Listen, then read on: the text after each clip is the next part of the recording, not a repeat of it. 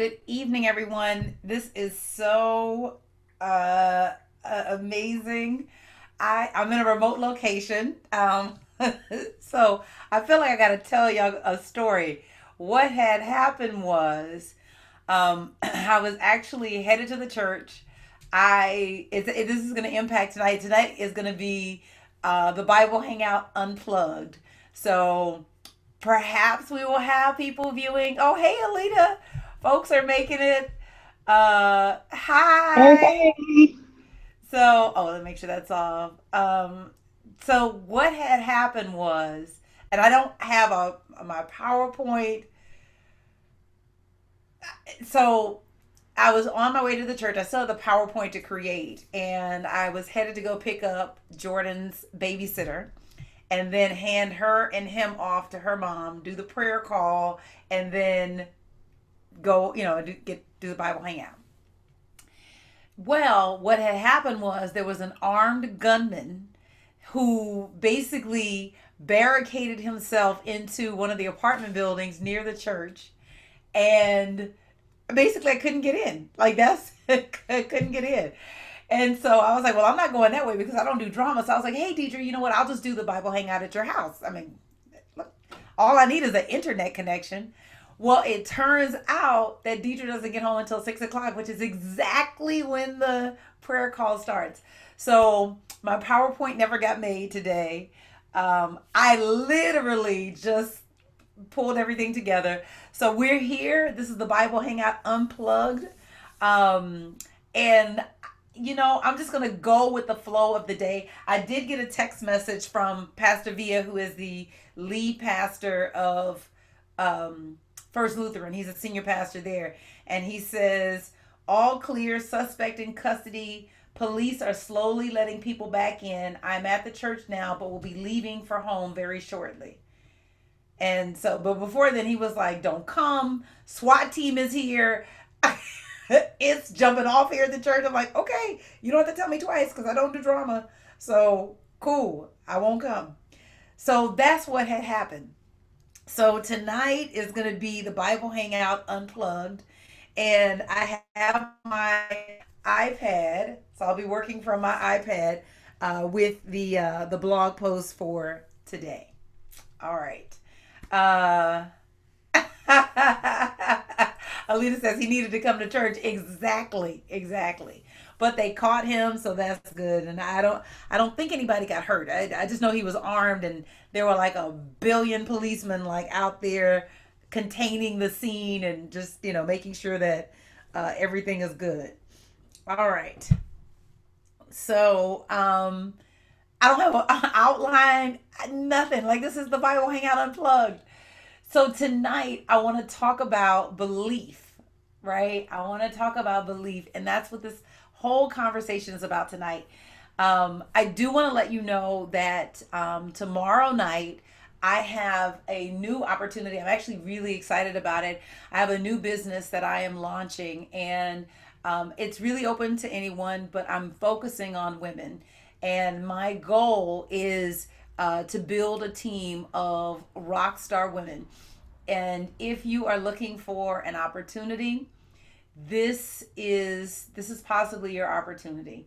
Um, what I'm going to do a whole webinar that's going to explain the opportunity tomorrow. That's going to explain what it is.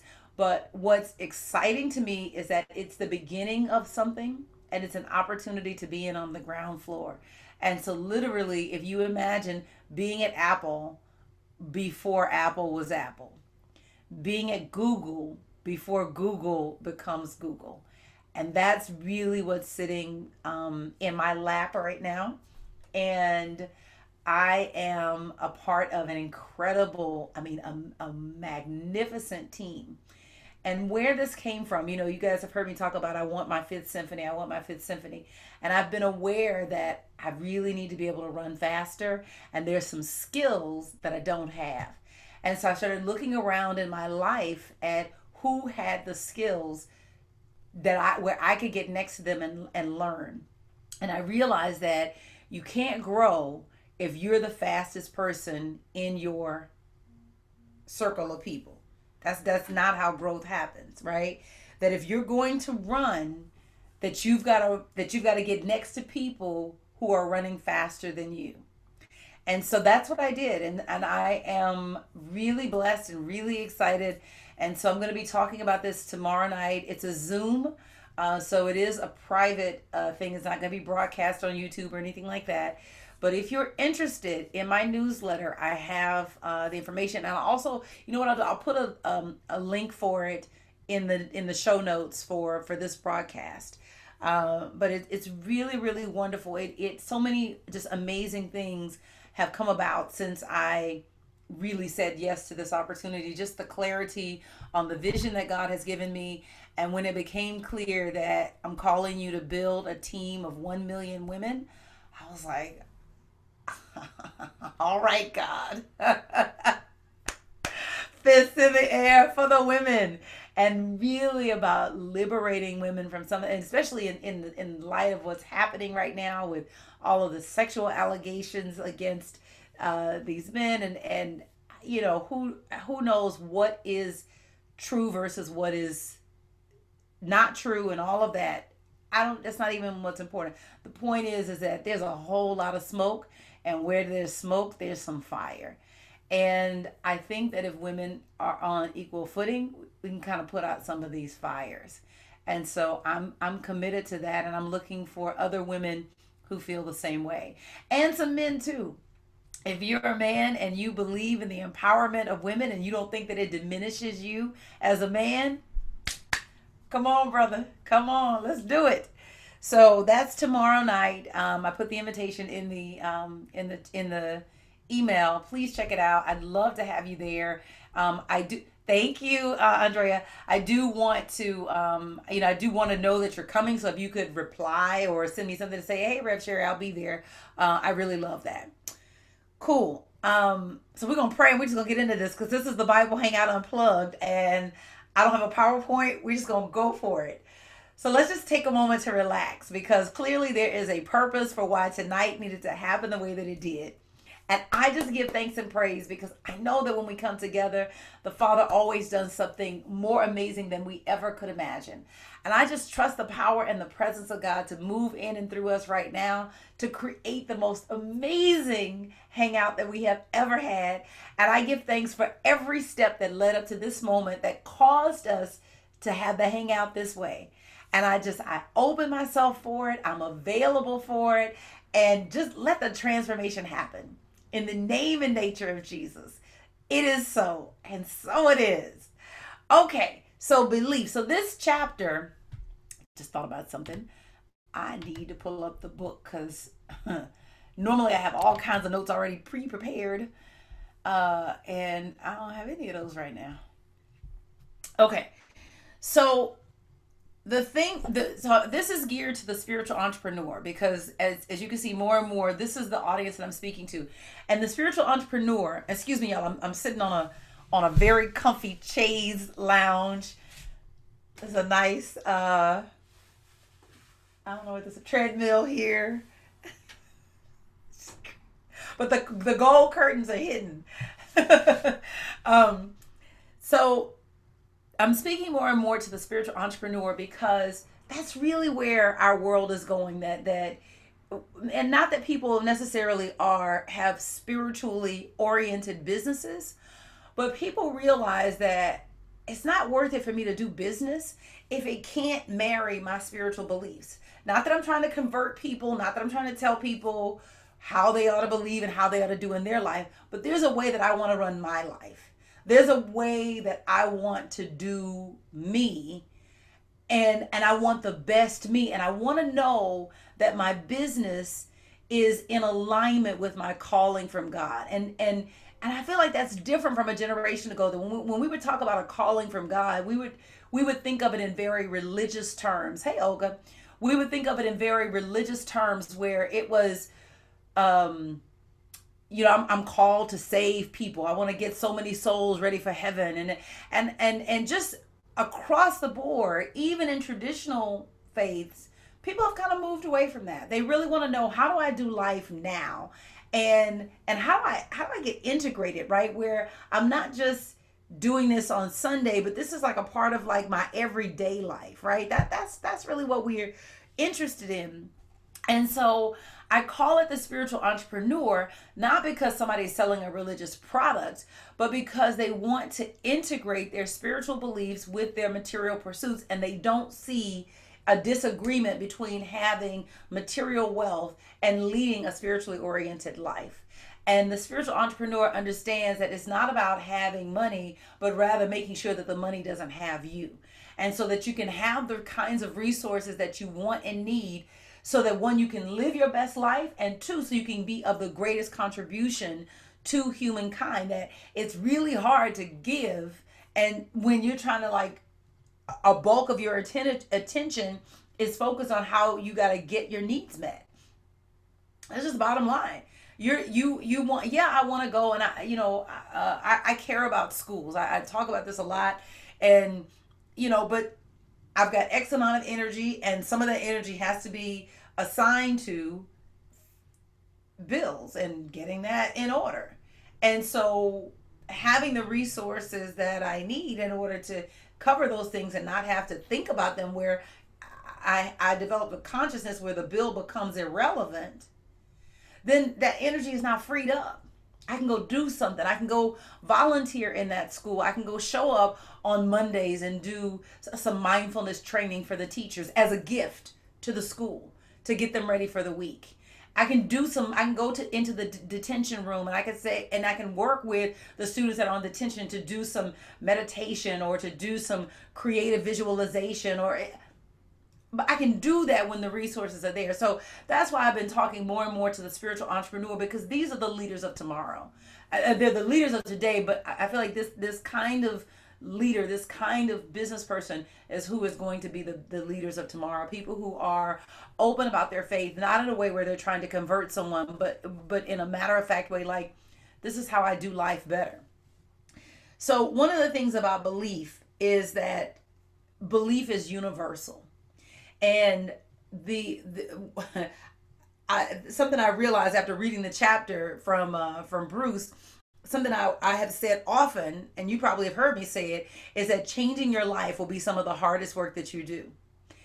And he actually had a line in there that said, changing your belief is easy if you believe it is easy. And I said, oh, Bruce, thank you for calling me on my stuff. I appreciate that. Every spiritual entrepreneur needs to understand the power of belief. Like, you really need to understand how belief works, and you need to understand how belief is changed. And so that's really the conversation tonight.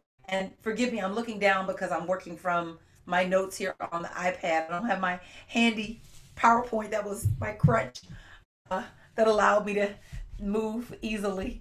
Check for comments. Okay. So we tend to think of belief in religious context, right? So people will call them, so they'll say, it used to be, are you a believer, right? That was kind of the setup for, let me have a conversation with you so I can save you from yourself, and save you from hell and damnation. So are you a believer, right? That was the conversation. Or they may define themselves as a believer, or when people wanted to speak derisively of those who had an open faith that they practiced, they would call them believers, but in a way that was like, oh yeah, those believers over there. But the thing about belief is that we're all believers, because we all believe in something. There is no person, atheist included, that does not believe in something. And the question is not whether you believe in something, but what do you believe in? And whatever you believe in is what your life experience is. It's the driver of your experiences. And gosh, I have a lot of thoughts racing through my mind. Normally I follow the PowerPoint, so I don't have to go off on tangents. But the thing about belief is that it's universal. And most people, even the most mindful people, are not that aware of what is driving them on an unconscious level. That there are beliefs that are so much a part of the fabric of who you are and how you do things that it's driving behavior and you don't even realize it. All you know is certain experiences keep showing up. You keep having more month at the end of your money. You keep having one relationship fail after another. You keep having one job disappointment after another, one health crisis after another, after another. And if you could get a hold of your belief, it would change you at the very core of your being. And the thing is that, and this is what I love, this used to be a pretty much new thought conversation, right? These are the kinds of things that we talked about in secret societies and in small study groups in different areas of the US and around the world. What's beautiful right now is what's happening in neuroscience. That what they can see is that the belief drives the experience. And I hope I don't mess this up because I've been doing a lot of studying in this area, but it's still new to me, so it's still sinking in.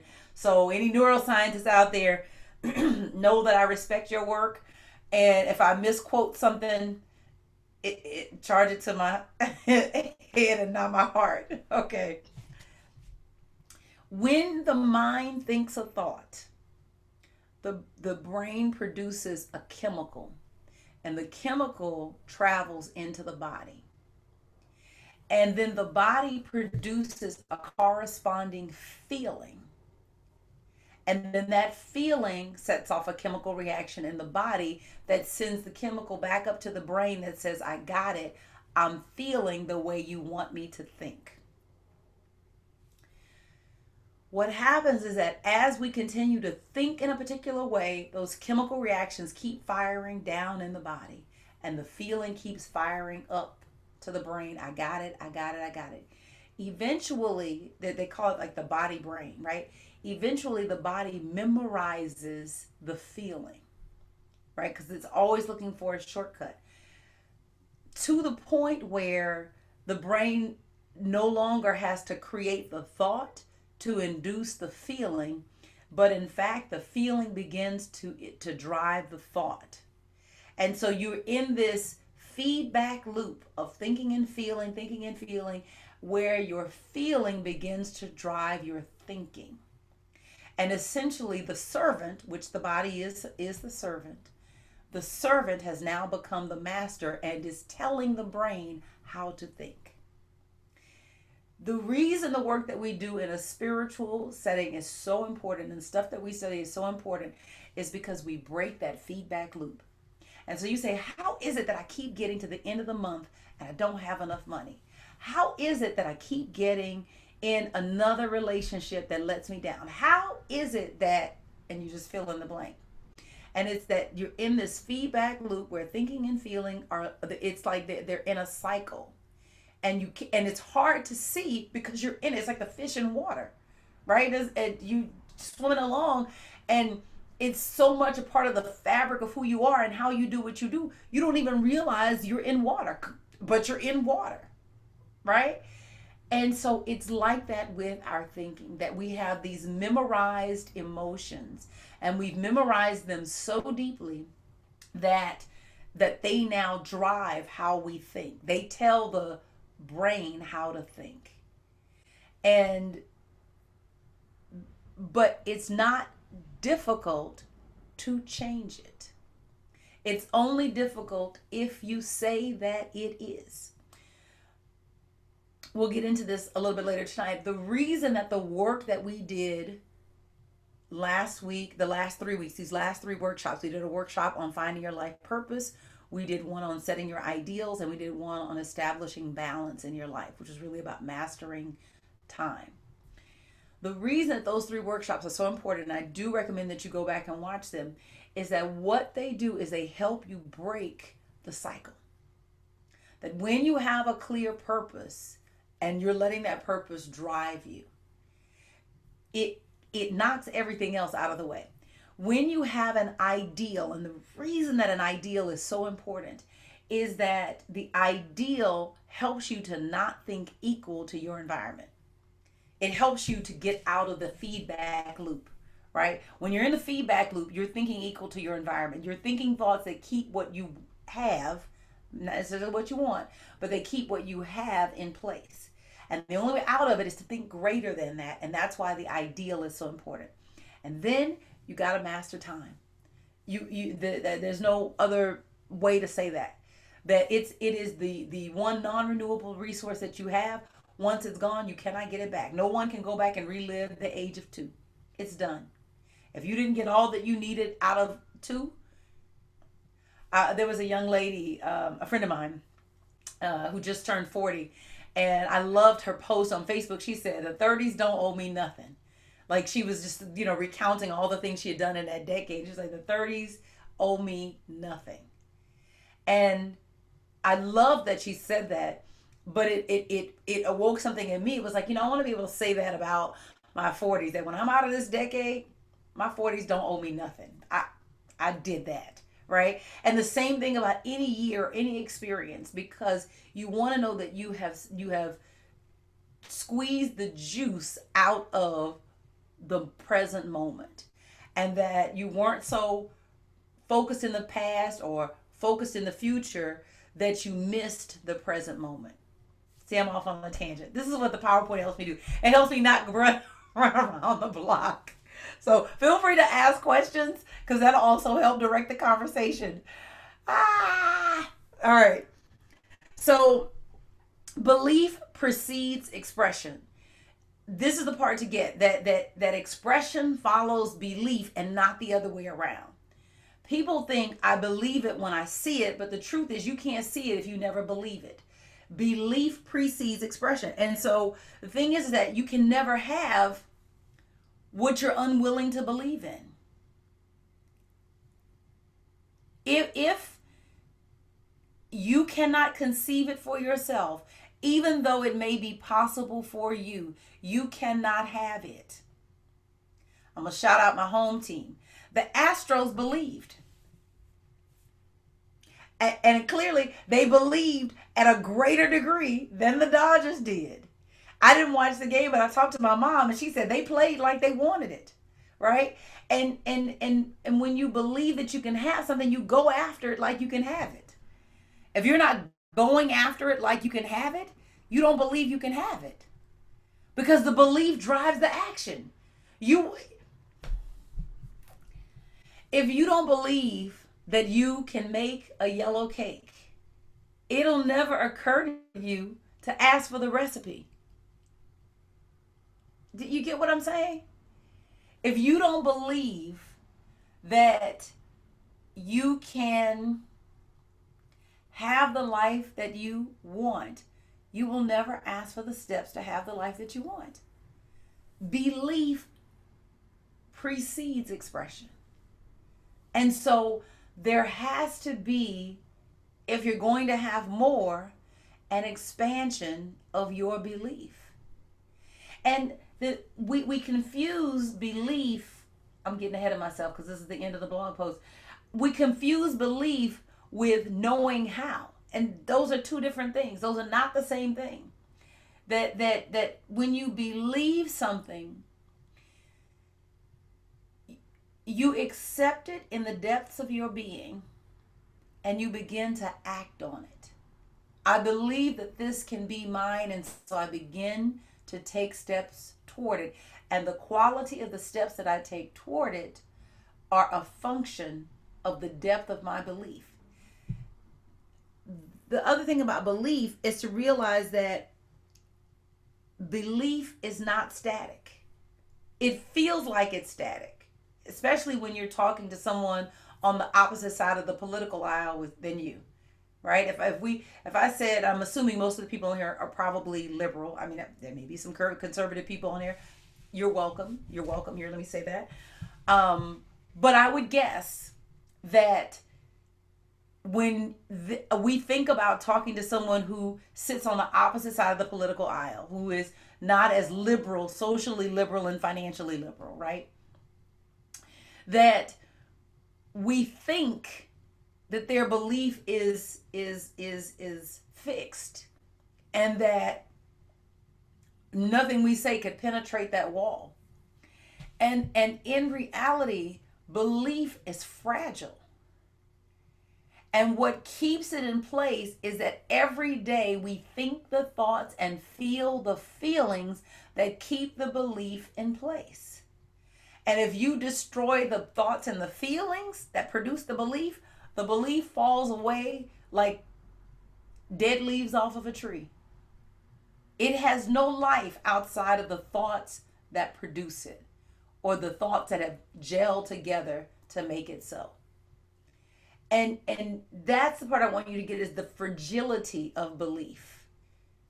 That you can get to a rock solid conviction, but you've got to keep that rock solid conviction in order to have all the fruit that comes from that rock solid conviction or belief. I wrote in the blog post, I said, whatever you believe opens the door in your life for experiences that match that belief. So sometimes we say, you know what, Sherri, I didn't believe that I was going to be harmed in that way. I won't use specific terms, but I didn't believe that I was going to be harmed in that way. And I would say, no, you didn't specifically believe that, but you believed that that type of thing was possible. And when it's in your consciousness, it opens the door for it to be a part of your expression. This is why belief is so important, because it makes you attractive to the experiences that agree with the belief. Be mindful what you give your attention to on a daily basis.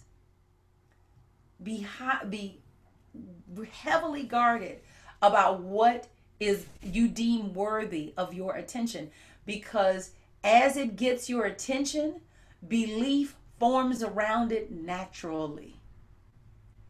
And so you want to be mindful to give your attention to the things that you want belief to form around.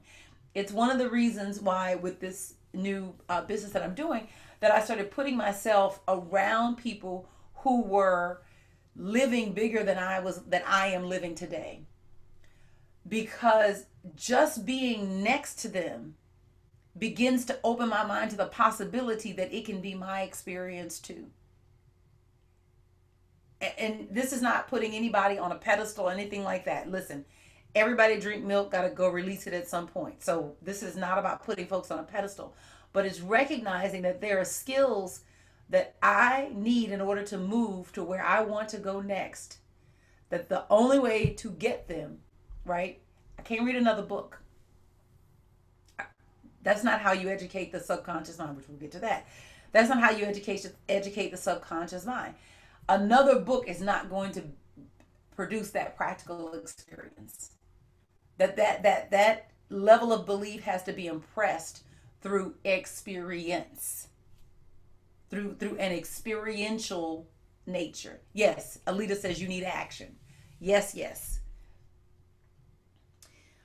If you don't have belief, the experience has no point of entry into your life. You can want something, but wanting is not believing that you can have it. So you must have a point of entry. There must be a door through which the experience that you want can travel through. Belief is that door.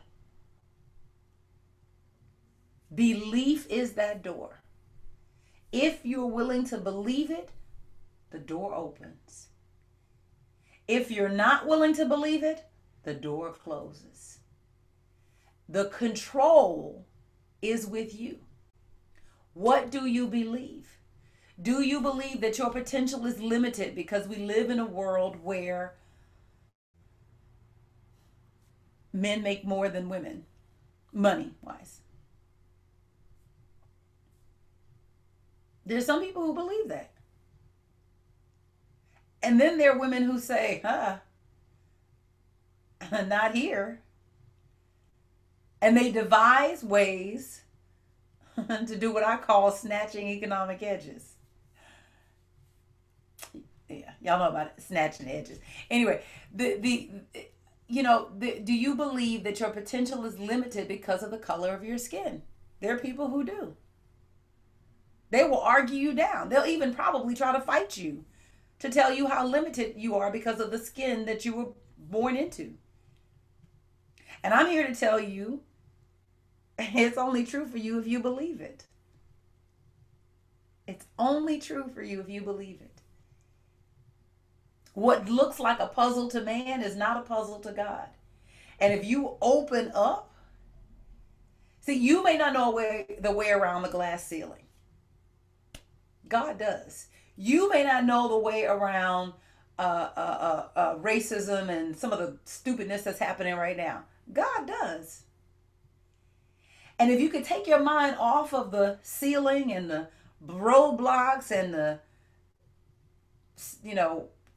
allocation of reason, if you could take your attention off of it for just a hot second, longer than a second, if you could take your attention off of it, then the Spirit can download something into you. And how do we know this? Because there are people who've done it. You cannot walk down the road looking backwards. Eventually, you're either going to run off the road, stumble into something, but you won't get into your destination. You have got to put your attention on where you're going. You got to keep your eyes on the prize. And you have to treat all distractions as if they're equal, meaning that none of them get my attention. None of them are big enough to pull my attention away from what is important to me. But what allows you to do that is belief. It's belief that allows you to do that. George Bernard Shaw had a quote. He said, "Progress is impossible without change. And those who cannot change their minds cannot change anything." Your transformation hinges on your ability to change your belief. So first of all, you got to believe that you can change your belief, and then you got to change it. And so if you think about when the door to your home, if I left my home, and I left the garage door up, right? Anything that passes by has the option to come in. The only way to protect my home is to close the door. That's it. I mean, if the door is open, yeah, I could count on folks passing in the street to have the etiquette to not walk into my home uninvited, but they might. And so the only way to be assured that which is not invited does not walk in the door is to close the door. And so it's the same thing with your experience, that the beliefs that you hold, they're like doors, and they hold the door open for experiences that match the belief. And the only way to keep the experiences out is to close the door. When Jesus talked about, this was in the 13th chapter of Luke, it's one of my favorite parables. He gives the parable of the barren fig tree. But before that, the people come to him and they're asking him about two different events. They're asking him about a tower that falls in Siloam that kills 18 people. And they're asking him about this violent way that Pilate put down a rebellion where he kills the people who were in the rebellion, and then mixes their blood in with the temple sacrifices. It's just gross. And they come to him and say, okay, what is this, Jesus? And he said, do you think that they were less holy than you? Do you think that they were greater sinners than you? Like, is that why you think that they were the ones that got caught up?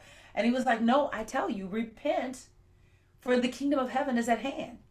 The Greek word that translates as repent is metanoia, metanoia.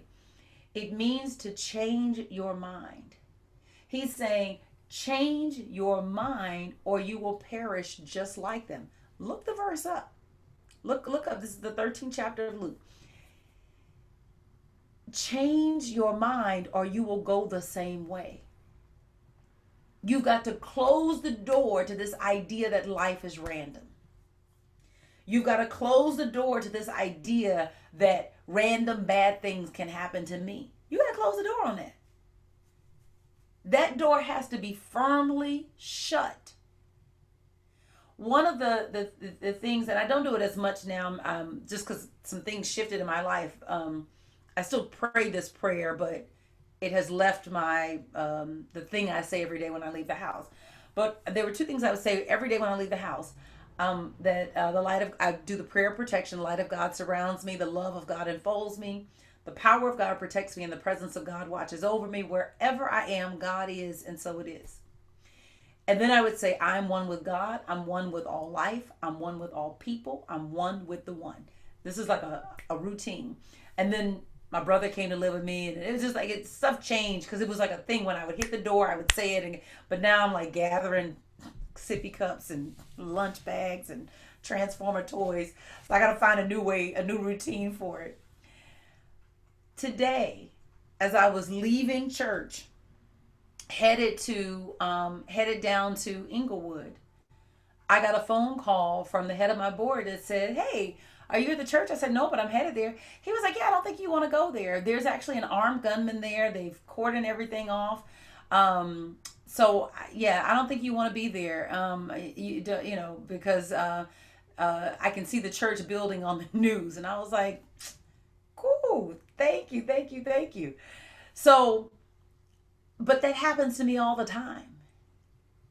It Because I'm building into the fabric of my subconscious mind that life is not random, and that I am divinely protected, and that before drama jumps off, that I will be called and notified so that I'm not a part of the drama. And so that's the again, repent or you will go the way of the people that are experiencing these so-called random things. You got to close the door on it. Um, Belief functions like a tree, right? Alita says, teach it to Jordan, and I agree. You're right. That actually will help me because he's good with that. He's got his affirmations. When we get ready to park, I say, okay, Jordan, we got to talk to God and get a parking spot. And he says, God, we need a parking spot. And inevitably, a parking spot shows up. Inevitably. This happened the other night when we were getting ready to park for Halloween. And it's like, yes, yes, yes. So yes, I will absolutely do that. And that'll be a great affirmation for him to hold on to. Belief functions like a tree. So this is what hit me is that belief is like a tree, right? It's the when you think about the roots of a tree just go down deep. And then they branch up high, and then there's fruit that comes off of the branches, right? Our belief is like that, right?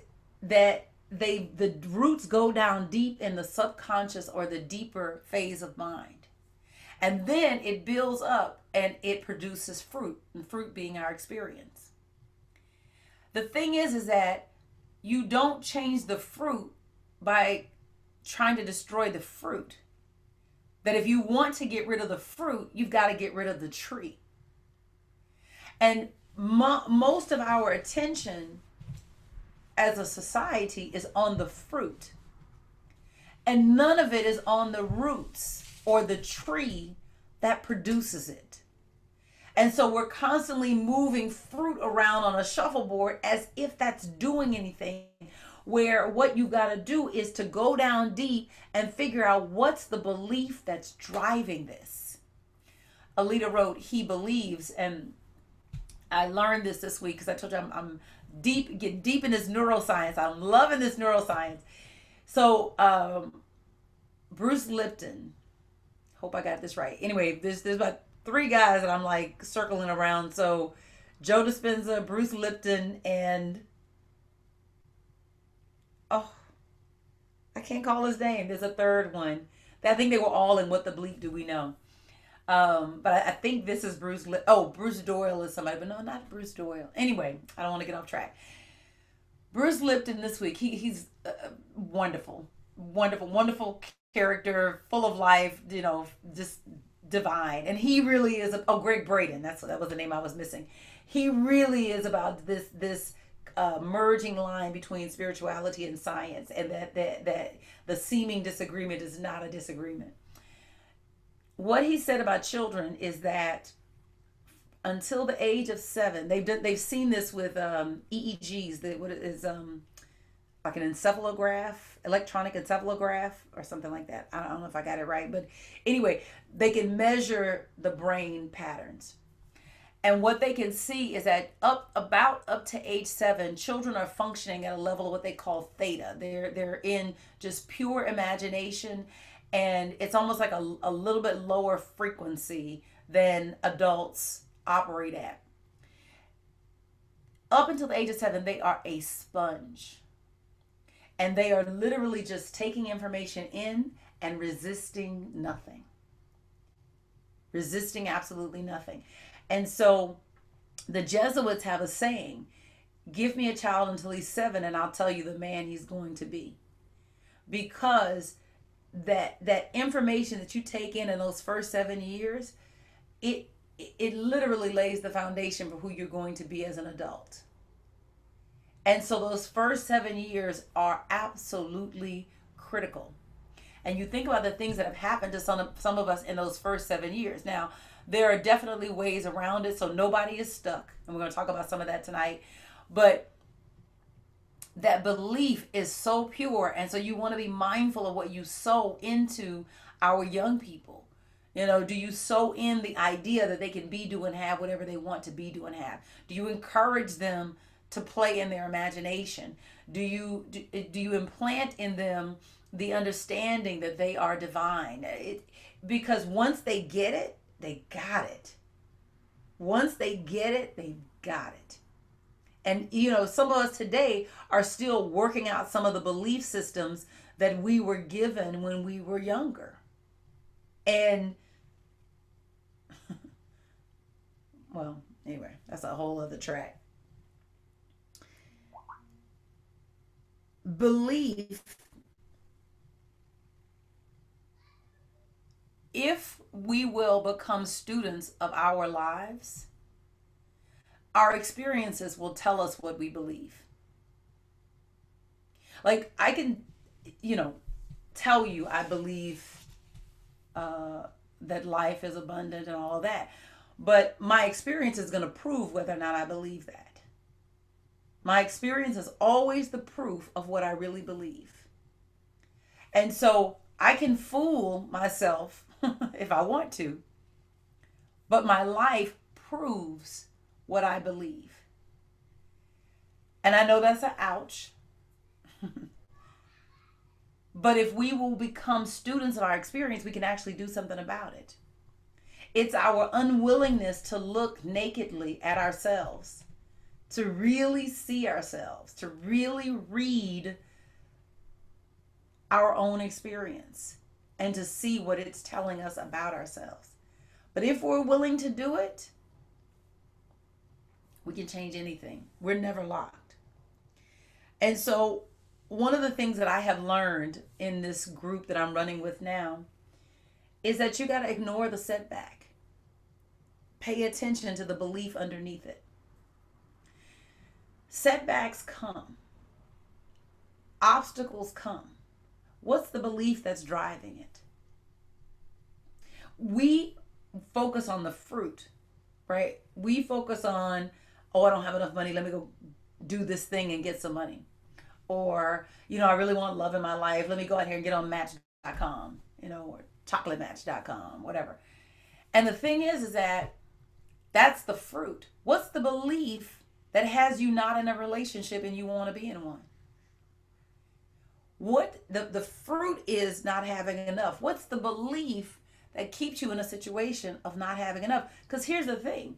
Even if you manage to increase your income, you will still be that person that's $5 short. We have this illusion that more money is going to change us from a character level. And all that more money is going to do is reveal who we are more sharply, because we have more access and we have a greater capacity to do whatever we want to do. We're not as limited. I had someone tell me, well, when I have more money, I'll tithe. And I said, no, you won't. If you can't let go of $1 out of 10 right now, you will never be able to let go of $100,000 out of 1 million. It just won't happen. More money does not make you more generous. That's not how generosity is built. Generosity is built by today obeying the law of giving and receiving, and agreeing with it and cooperating with it. If you cannot do that now, you will never be able to do it, because it's a character thing. You will still be that person who believes that there is not enough. And you will produce the experience that even though you're now bringing in millions of dollars, it feels like it's not enough. And I know that seems crazy when you're sitting on the underside of $1 million. But how you do anything is how you do everything. And so who you are with 5 cents is who you will be with 5 million. And so if you don't correct it right now with 5 cents, it won't get corrected with 5 billion. Because that's just not how life works. That's not how consciousness works. You aren't changed by things from the outside. Certainly they influence you, but you're changed by the inside. And so you must change the inside if you want a different outside.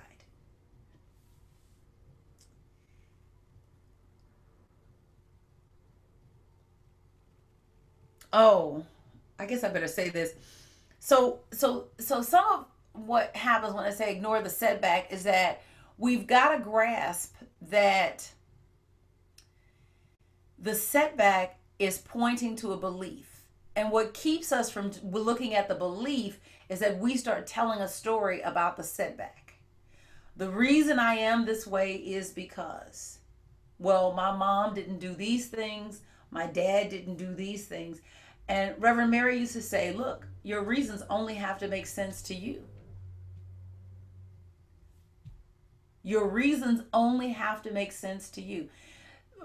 So I'm one of the things that I reinstituted right after POT was working out every day, every weekday, and then I stretch on the weekends. And I hadn't done that in a long time. I had fallen out of the habit for like 8 or 9 years, like a long time, and it just seemed like just forever to like get it back, right? And so I right after a Panorama of Truth, which is our church's summer conference, I came back and I was in the gym, been there every day, have not missed a day, period. Organized everything around it. And so it used to be that I said, you know what, I'm going to have to work out when Jordan gets older. That, it takes 2 hours. By the time I, get to the gym, work out, get home, shower, 2 hours are gone. And I only have 8 or 9 to work while he's at school. And it was like, I got to take 2 hours to work out. And then once I realized, girl, this weight don't lose itself, right? If you want the health that you say you want, some actions got to be taken, right? And so all of a sudden it became, I got to take 2 hours out of my day, work faster. So you get what I'm saying? The reasons only have to make sense to you. And for the life of me carrying that belief that, I got to take 2 hours out of my day, it worked. I believed it. I acted on it. And today it's, I got to take 2 hours out of my day. That's just what has to happen. So I take 2 hours out of my day. So my work day is a 6-hour work day. Because I got to take 2 hours out of my day. Period. And so it's to realize that the stories that we tell about beliefs are what keep us from being able to actually look at the belief and do something about it. And it's paying attention to the fruit of that belief and storytelling about that fruit, as opposed to saying, what is behind this and what can I do about it, and then making a change.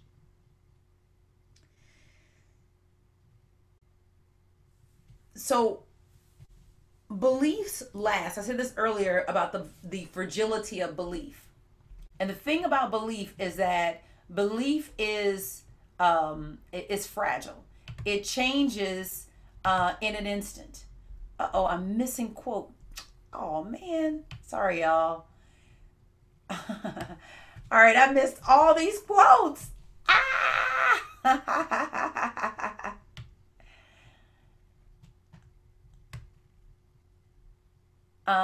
Okay, got it. Thank you, Jared. Jared said Braden. Yes. Joe Dispenza. Yes. Yes, both of them. Sorry, y'all. The screen was frozen, so I didn't see the other comments that you guys put in there. My apologies. So the in terms of creating new beliefs. So beliefs are fragile. And really, really, really, really, really, really, really work with that. Take that in, and just remember that, okay, well, I might be believing something that's supporting the condition that's showing up in my life right now, but belief is fragile. So I may not believe that I can let go of it right now, right? Because it may feel so real, right? The appearance may be so intense, like it's showing up everywhere. But to realize that belief is fragile, and all I got to do is wrangle the thoughts that are producing it. That's all I got to do. I don't, I, all I got to do is wrangle the thoughts that are producing it. And so beliefs last only as long as we keep them in place. And the moment that we kill the structures that stand underneath beliefs, which are thoughts and feelings, the beliefs fall like dead leaves off of a tree. And so, one of the things that Bruce Lipton said earlier this week, well, he didn't say it earlier this week. I listened to something earlier this week, but I love the way that he explained it, and I thought that it helped so much. He said that the conscious mind phase of mind and the subconscious phase of mind learned differently, and the conscious phase of mind is educated in the way that we think of in traditional sense, like you read a book, you watch a tape, things like that. And the conscious mind is impressed, right? And you could even probably take a test on the material that you watch and be able to regurgitate it. The subconscious mind learns differently. The subconscious mind learns through repetition. And if you will continue to repeat an action, eventually, it's different for every person, has a gestation period. Eventually, it will make an impression. It will shift how you believe. And so sometimes we believe, this is why I said I can't read enough. I read every day, so let me say that. But I'm saying I can't read another book thinking that it's going to do something. I've now got to put myself around the people who are living at the level that I want to live, because I've gotten all the book information. Now I got to make this thing practical. It's got to make that journey from my head to my heart. And so it's to recognize that the subconscious mind and the conscious mind learn differently. And sometimes we've educated the conscious mind, but not educated the subconscious mind. And so we're information rich and experience deficient. And so what we have to do is to begin to build repetitive habits in the direction of the beliefs that we want to adopt. Meaning that we've got to think those thoughts and keep firing those chemicals down into the body until the body returns the chemical experience to us and says, "Hey, I got it. You want me to think wealth? I got it. I'm going to comport myself like I'm wealthy. Here's a chemical to prove to you that I'm doing it." What happens is that we don't stay with it long enough for it to take in the body. We got to stay with it long enough for it to take in the body. And that's the walk. So I'm thinking thoughts of health, I'm thinking thoughts of wealth, I'm thinking thoughts of happiness so that it will take in the body. And I'm going to stay with it until it takes. The mother working with the child and training the child to walk does not stop and say, "Oh, this is never going to take." And how do we know? Because every adult we know can walk, provided that they don't have some type of disability that impairs their walking. So it's the same thing, that we have to be patient with the body until the feeling takes, until the feeling matches the thinking.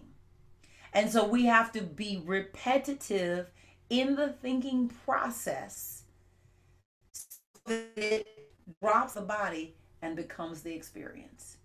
And we can do that. We can absolutely do that. um, how to release unwanted beliefs. So he gives this example of a woman who attracts a man that she would describe as no good. And he explains that their appearance in her life, these men that are no good, they point to the belief in her heart that men are no good. Because what the law of belief, which I didn't say at the beginning, sorry, the law of belief says, as you believe, so it becomes for you. As you believe, so it becomes for you. If it's there, it's as you believe. Now, we could have a conniption and get mad about it, or we could say, you know what, how do I get rid of these unwanted beliefs? So the first thing is just to accept that you believe it without condemning or judging yourself, right? Take in the outer evidence of your belief without telling yourself a story of why you believe it or who made you believe it. Just accept it. You know what? I believe that there's not enough money. I believe that I cannot have enough money. That's it. And I'm not going to tell a story about it. Oh, I grew up and I never saw my parents saving, and that wasn't taught in my household. Kill that. There's tons of people who grew up whose parents didn't teach them to save, who save today. So kill that. Oh, everybody in my family, what they did is they grew up and they became fat. Kill that. Right? Just accept that I believe that growing older means growing fatter. That's it. There's no story around it. Who cares how you got there? It's just accept it. Can you accept it without the story? Then make a declaration. Now, this declaration is not for anybody else. This declaration is for you. I no longer want to believe that growing older means getting fatter. I'm not saying it for anybody else. I'm saying it because I've got to impress my subconscious mind. I no longer believe that I end the month with not enough money. I believe that I end the month with more than enough to spare and to share. I have a surplus of money that spreads out across the year. I now earn what I used to make in a month, what I used to make in a year. It just make a declaration to yourself of the belief that you are getting rid of. Because what you're doing is you're sending notice to the body. Body, I need you to feel differently. You've been feeling like there's not enough, body, but I no longer want to feel like that. So I need you to feel something different, body. So when you wake up and there's an overdraft in your account, body, I do not want you to go into any memorized emotions about this experience. What I'm telling you is that I no longer choose to feel like there's not enough, even though this experience seems to be telling me that there's not enough. You serve me, body. You are the temple through which the God in me presses out into expression, body. Therefore, you must obey me. My spoken word is the master of you, body. Again, this is a conversation with yourself. Because here's the thing. You're already talking to yourself. There's already what I'm talking about is having a conscious conversation with yourself. If I could follow you around, I had a device that would record what you actually say, it probably no longer surprise you why you get to the end of the month and there's no money left for the last 10 days. It would no longer surprise you why the extra pounds are on, because you'd be able to hear yourself. What I'm talking about is a conscious conversation. Body, I'm telling you what I want you to do.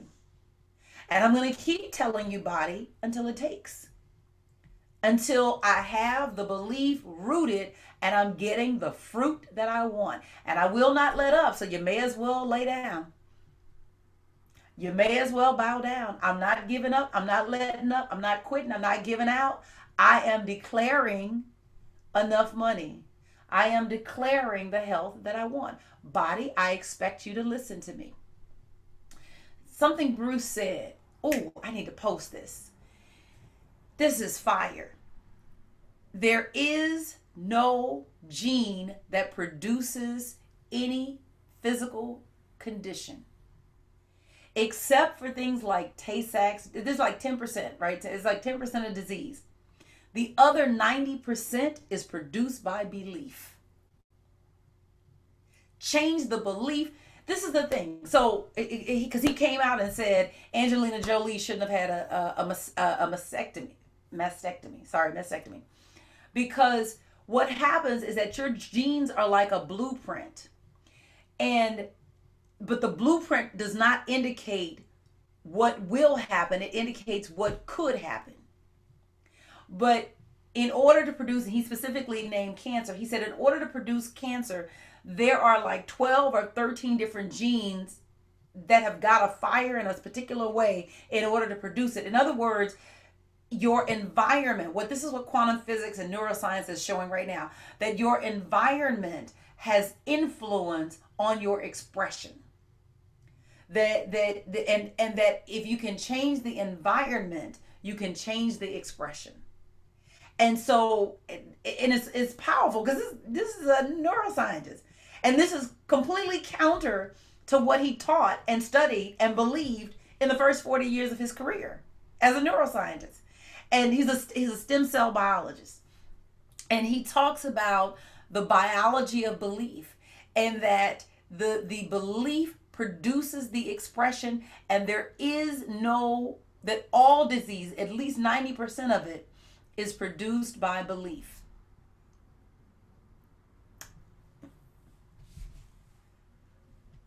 I'm gonna post the video. I will go as soon as we get off. I will go in the thing and pull that clip, not the clip because it's the whole video. Video is about an hour, but I mean, now like every time I read more stuff, I'm like, I get the 139th Psalm. I am wonderfully and fearfully made. I mean, just I'm that bad, and so are you. Like, yeah, that's awesome. And so, can you believe big? Right? The only thing that stops you from believing big is your willingness to believe big. That's it. I mean, seriously, you don't hurt anybody when you believe big. You don't take anything from anybody when you believe big. The only thing you do is you open the door for big experiences for yourself.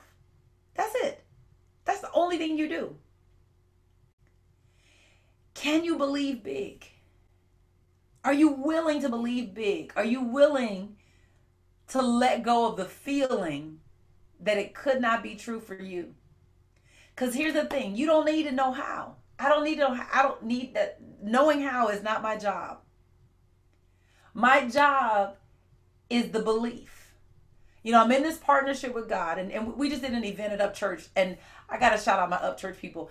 They knocked it out of the park. I mean, like, woo, like just amazing. So just to give you a taste of what happened, right?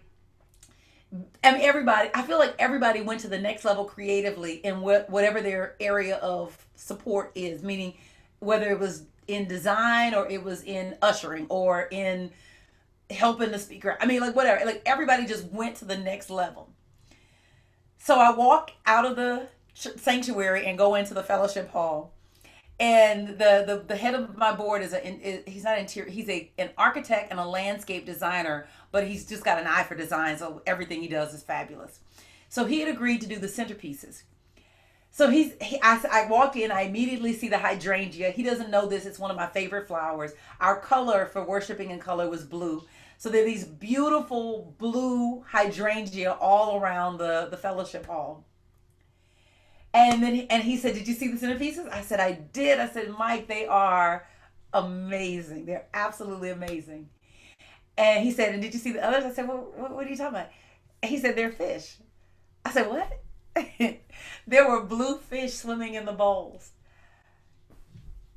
You could have bought me for a nickel. You could, or a penny. And that was the character of the day. It is. What he gave didn't outrank what anybody else gave by any stretch, but it was it so expresses the character of the day. So all of the kiddies that were there, Jordan included, got to go home with a new blue fish. Just right.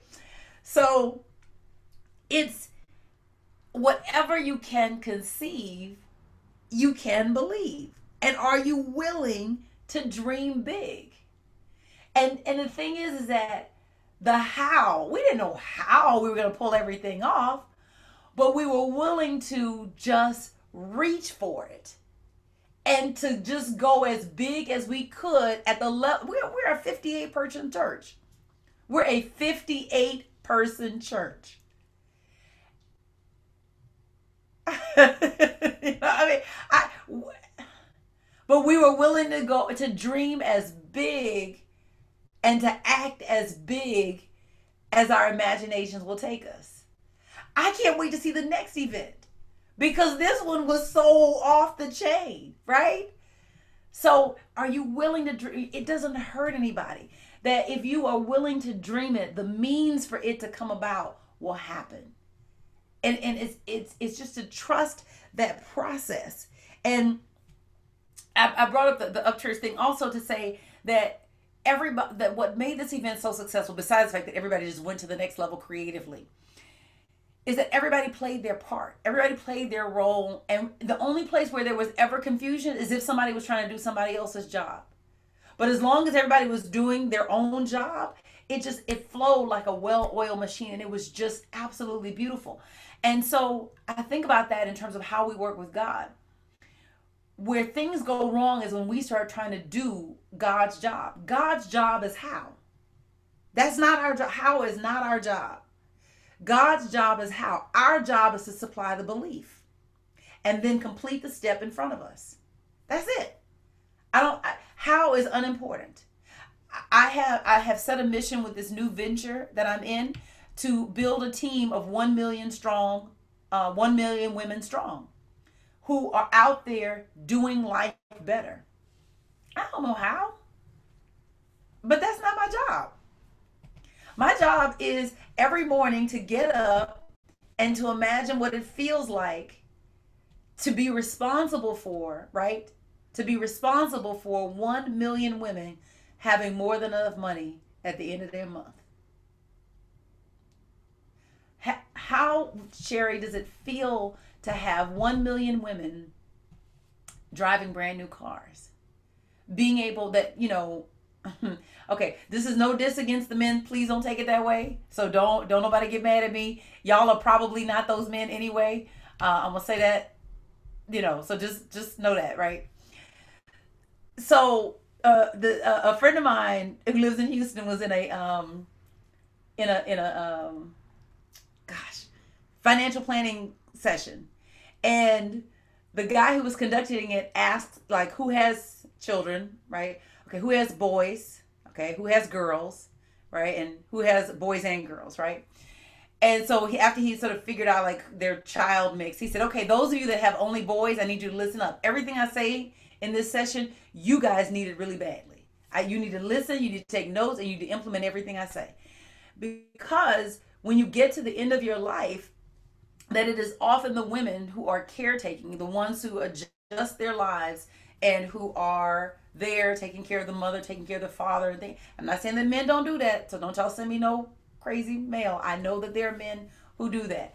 I'm talking about on a, let's say, by and large, that when the child is homesick, and that impacts your earning capacity. That impacts your ability to, meaning if you're just out working, you got to take time off from work. And so what would life look like with 1 million women able to pay their bills and take care of mama and take care of auntie who needs somebody to help them? What would that look like? 1 million women, even though the baby is sick, not afraid to take a little time off from work because income is steady. All I gotta do is believe. That's it. That's all that's required. That's my job. I'm willing to let God take care of how. Constance says a well-oiled machine. Yes, yes, yes, yes, yes. Any questions? Thank you guys for tonight. Thank you for rolling with me. This was Interesting night. I for those of you that came in after the fact, there was no PowerPoint tonight. I normally complete the PowerPoint later in the day, but I guess I'll have to fix that and not do that again. But there was an armed gunman over by my church, and so they weren't letting anybody in, and so I'm actually at my friend Deidre's house. Thank you, Deidre, for letting me sit in your guest room and do the Bible hangout, because the Bible hangout will happen no matter what. Because if I had to, I would have been in a coffee shop.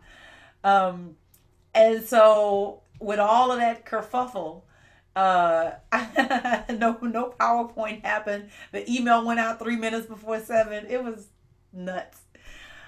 Constance, as was I discussing Joe Dispenza? Yes. So I'm reading Breaking the Habit of Being Yourself right now. Excellent book. Excellent book. And then I'm listening on YouTube to a lot of Bruce Lipton, and I have, and this is in the queue, Greg Braden's Spontaneous Healing of Belief. But it's some fascinating stuff. So those guys, and all of them. I mean, it's not just them, but they're the ones that really are saying, "Hey guys, there are these spiritual communities like ours that have been saying what we're finding out in neuroscience and quantum physics. They've been teaching this stuff for thousands of years." And so that's just exciting to me. That's really, really, really exciting to me, and I'm interested in that conversation.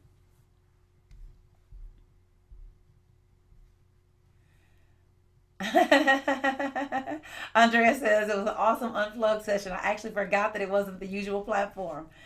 Eve says, "Thank you for this great lesson." Thank you guys. Thank you so much. Next week, we are in chapter 19. And chapter 19 uh, is called, okay, yes, go to the end.